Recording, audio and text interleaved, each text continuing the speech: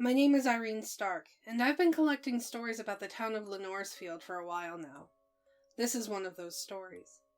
Lenoresfeild is a small rural town, and as such there are a lot of mom-and-pop stores. One of those was a mask shop before the owner died mysteriously and it shut down forever. This story was told to me by my former partner, Detective Truman. He had called me about it a week ago just after dinner. I remember I was watching some game show, which I turned down so I could hear Truman better over the phone. Irene, you remember how I said that Lenoresfeild was a soft place? His voice slurred over the phone. He had probably been drinking. Yes, I do. What about it?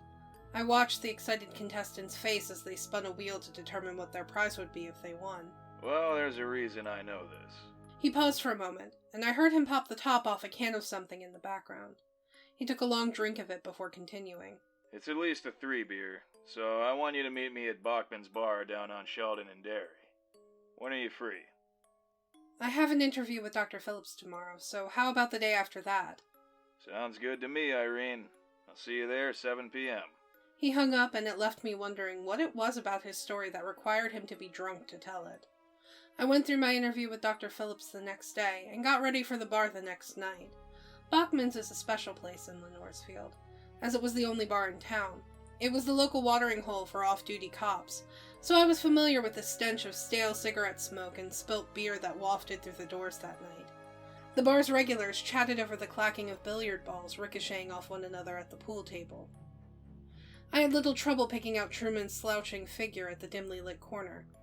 His shirt was off-white and looked like a crumpled napkin.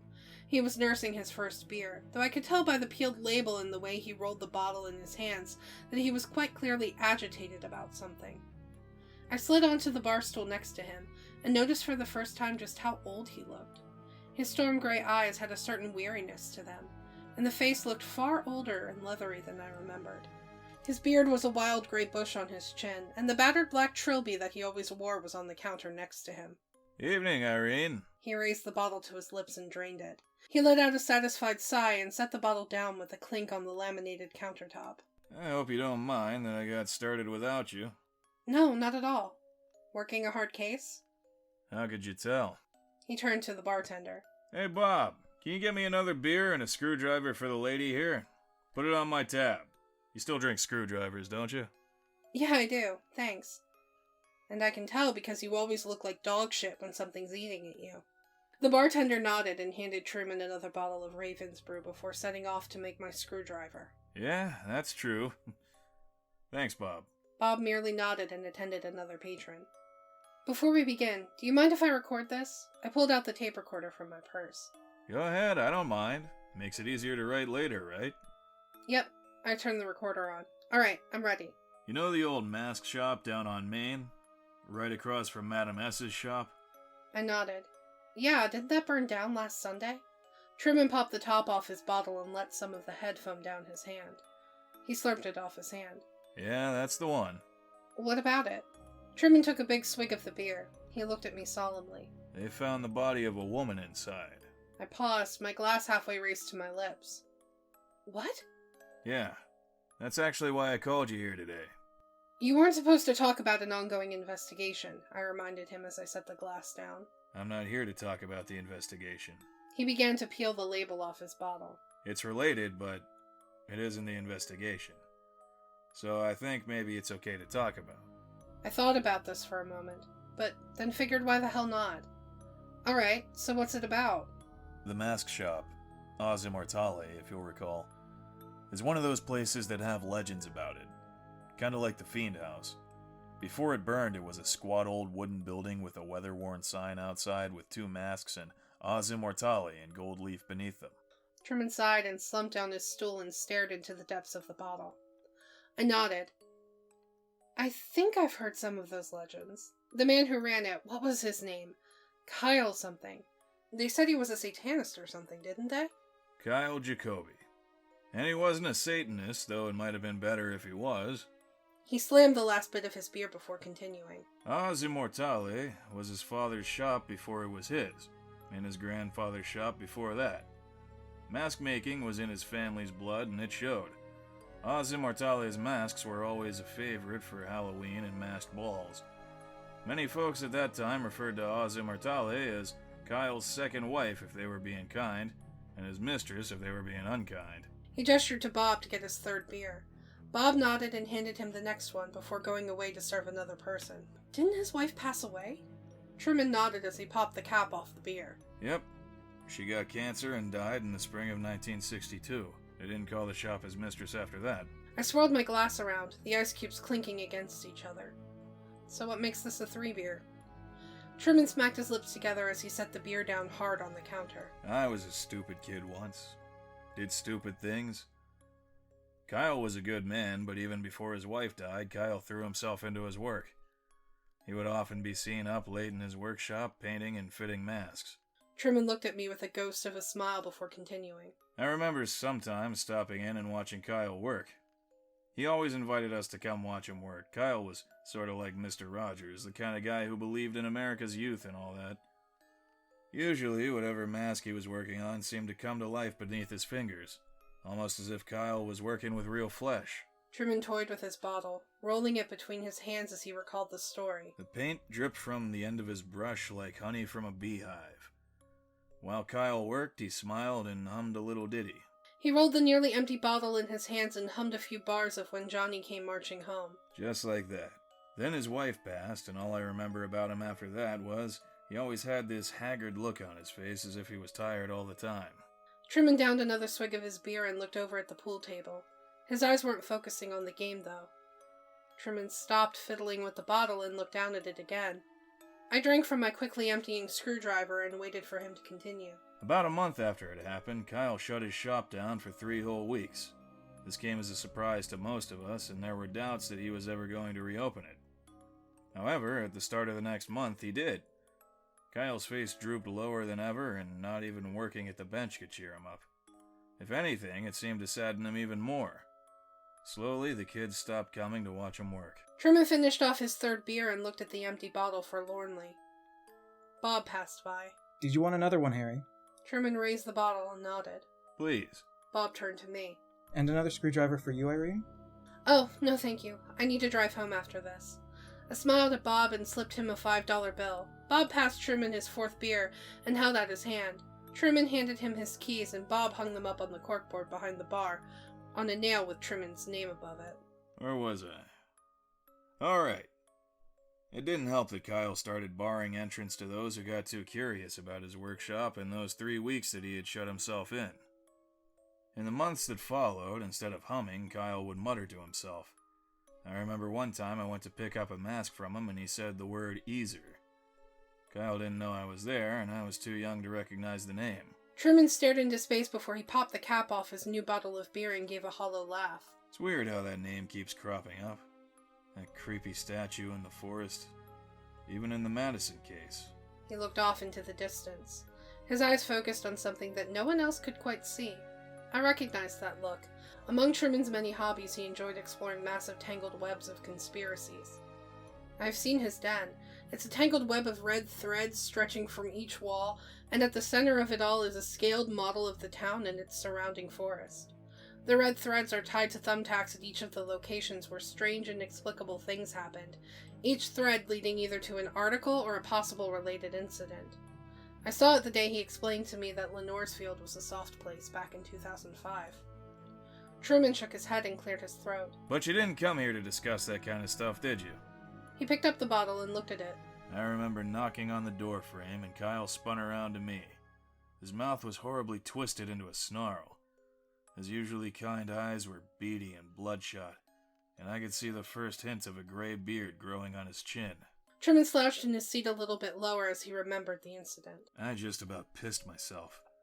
When Kyle realized who I was, that look vanished from his face and he just looked old and tired again. I did get a glimpse of what he was working on. It was a new mask. It looked like a woman with luscious red lips and thin, arching blonde eyebrows, and a cute button nose.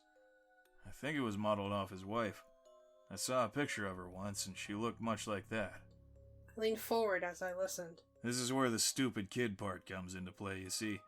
After Kyle gave me my mask, I went and blabbed about the mask of the woman to the other kids at school. Truman picked his bottle up again and stared deep into the murky brown glass. They wanted to play a prank on Kyle using that mask. I was the only one brave enough to go into the shop anymore, and the only one who wasn't outright banned from the workroom.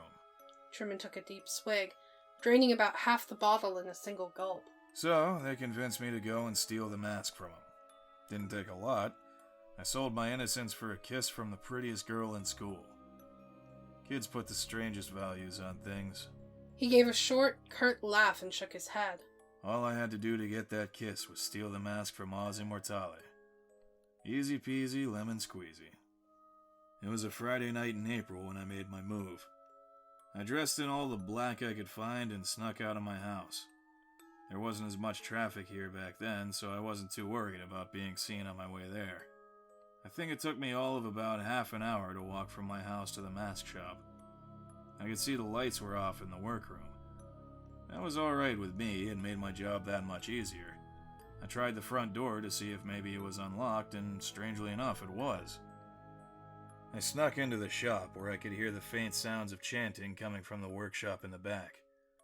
I quietly tiptoed over to the door and peeked in. I saw a man, Kyle, in black robes kneeling at the far end of the workshop. Tied to the bench next to him was a lamb, and on the table the mask I had seen last time. The only source of light came from 9 candles that encircled him. I remember that 3 of them were black, 3 of them were white, and 3 of them were purple. There were chalk lines connecting the candles. The lamb kept bleeding. God, did the lamb keep bleeding. A billiard ball behind us jumped off its table and the player swore as it bounced off the hard floor. Truman didn't seem to notice. I'm not sure I'm liking where this is going. Truman nodded. Whatever you think it is, it's way, way worse. He flagged Bob down again. Can you get me another? No problem, Harry. Bob handed him another beer. Thanks, I appreciate it. Truman turned back to me as he popped the lid off his beer. Kyle got up, and I saw a wooden statuette in front of the spot he was kneeling at. I also could see that he had drawn a 9-pointed star. He headed over to the work table and picked up the mask. I got a better view of it this time. I could see that instead of regular eye holes, the mask had 2 pairs of open mouths. He continued his chanting as he fit the mask over the lamb's face. Truman paused for a moment and began to shake a little. Are you all right, Truman? I put a hand on his shoulder. The lamb, Irene. That poor innocent lamb. Horrible things happened to it. You weren't there, you don't know. You can't know. Truman gripped his bottle of beer so hard his knuckles turned white. As Kyle put the mask on the lamb, it began to scream louder, and as I watched, its face began to hiss and pop and bubble. A thick, viscous black liquid began to pour from the edges of the mask in the lamb's face as the bones in the lamb's face began to crack and snap, reshaping it into something more like a human. Soon the normal mouth of the mask began to scream, and I couldn't tell if it was in pain or ecstasy. Maybe a little bit of both. Truman took a deep breath. Soon the screaming was louder than Kyle's chanting, and it was unnerving. Then the smaller mouths began to move, opening and closing individually. The mask melted into the little lamb's face, Irene. It became the little lamb's face. He covered his face and groaned. But that wasn't the worst of it. Oh God, that wasn't the worst of it. The lamb thing stood on its hind legs and kissed Kyle on the forehead before speaking in what sounded like 3 women's voices at once. Thank you, Kyle Jacoby, for bringing us into your world.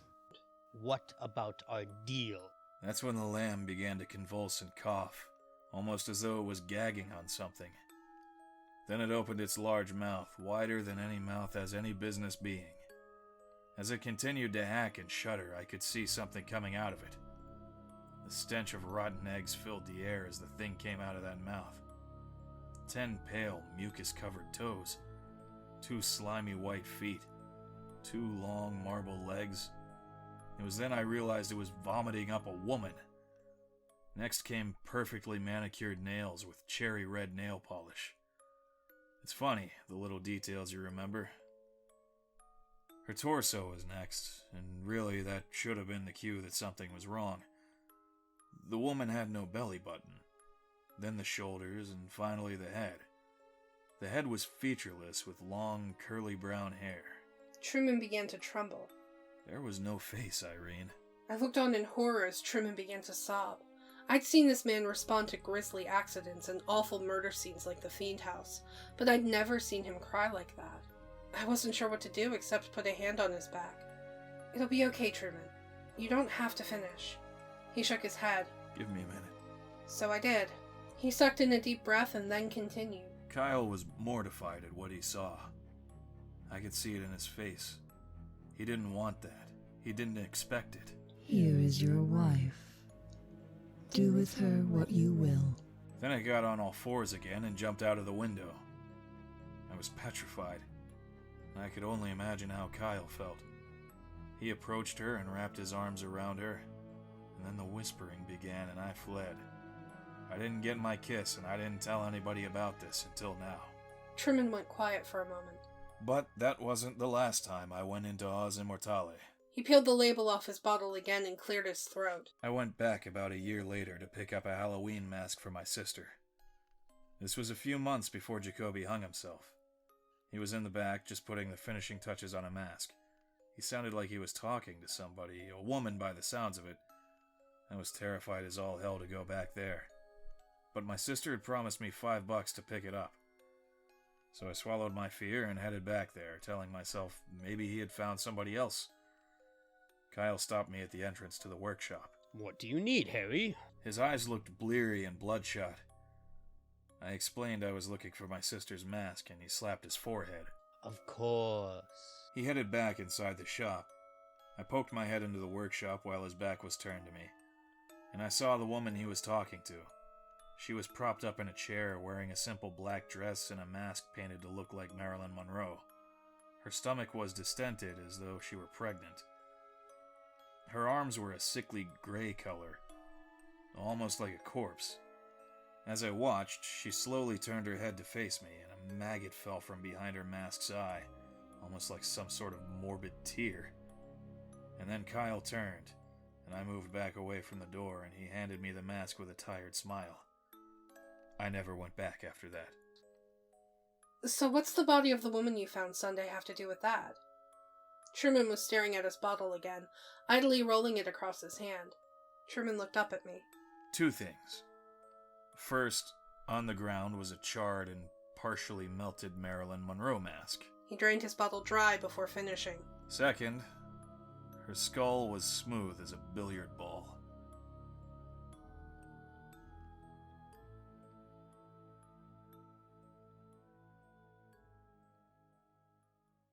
Hey guys! Do you like our content? Do you want to support the show? Click the link in the description below to visit our donation page. All proceeds go towards new and better equipment and games you want to see us play. Everyone who donates will get a special shout out at the end of future videos, and we're currently working on setting up some special perks for you. If you don't want to donate, that's okay too. You can support us by subscribing and clicking that bell icon so you get notified whenever we put out a new video. Thank you so much for checking out today's story. A huge thank you to my friends Zachary Scott, Ryan Booth, and Kyle Sheridan for helping me out today. Make sure to give them some love. Links in the description down below. If you'd like to check out yesterday's story, click that box on the left. Or, if you'd like to see something a little different, click that box on the right to check out our latest Let's Voice Act series. Thanks for watching! Stay creepy, everybody!